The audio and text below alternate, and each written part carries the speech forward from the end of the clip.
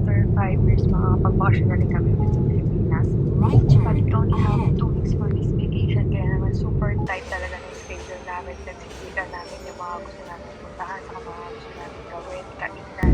Kaya I think sobrang nakakapagod yung trip namin na to, pero I think it's worth it, kaya sobrang excited na ako. Hello Philippines! So maulan yung pag-uwi namin dito sa Pilipinas, pero syempre the party must go on.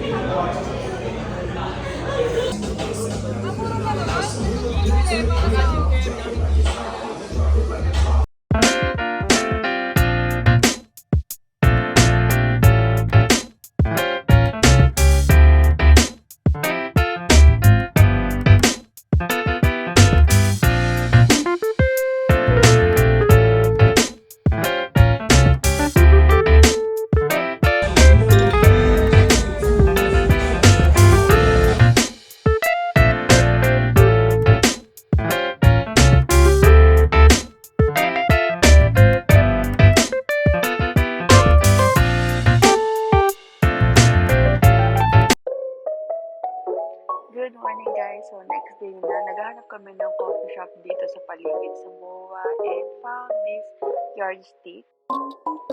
So dapat take away talaga, pero nakita ko ang ganda ng vibes ng cafe, kaya next day na kami dito.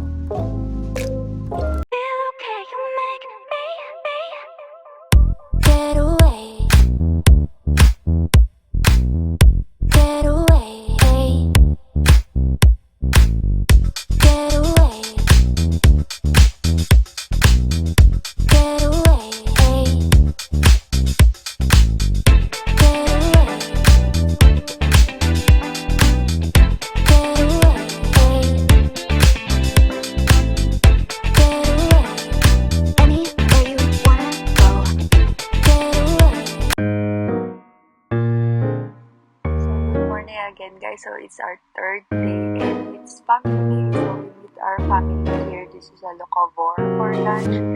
Yung pagkain nila sobrang sarap, buti na lang recommend to ng college best friend namin. It's a Filipino food with a taste, tapos buti na lang meron sila dito yung scramble, hindi makapuno, kaya naman natikman namin yung scramble ulit dito sa store na to.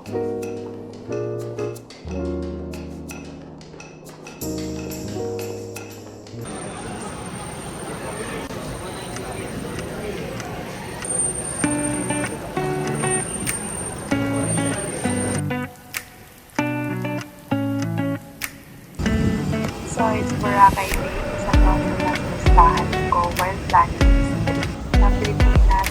Sabi ko babalikan talaga ako dito for a chill trip kasi nagpunta kami nun more on activities lang. Pero ngayon sabi ko pag nagpunta ako dito more on pahinga na exploring na lang.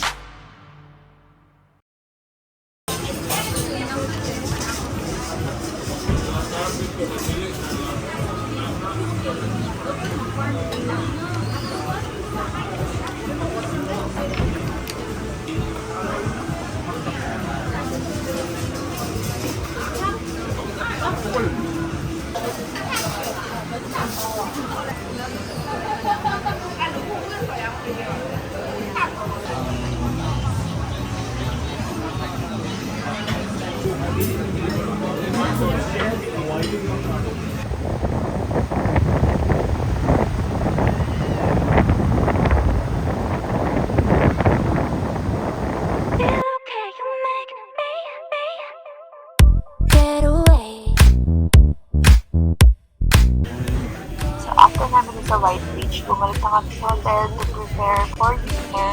Pero before tayo mag-dinner, mag-dessert muna tayo sa may Coco Mama.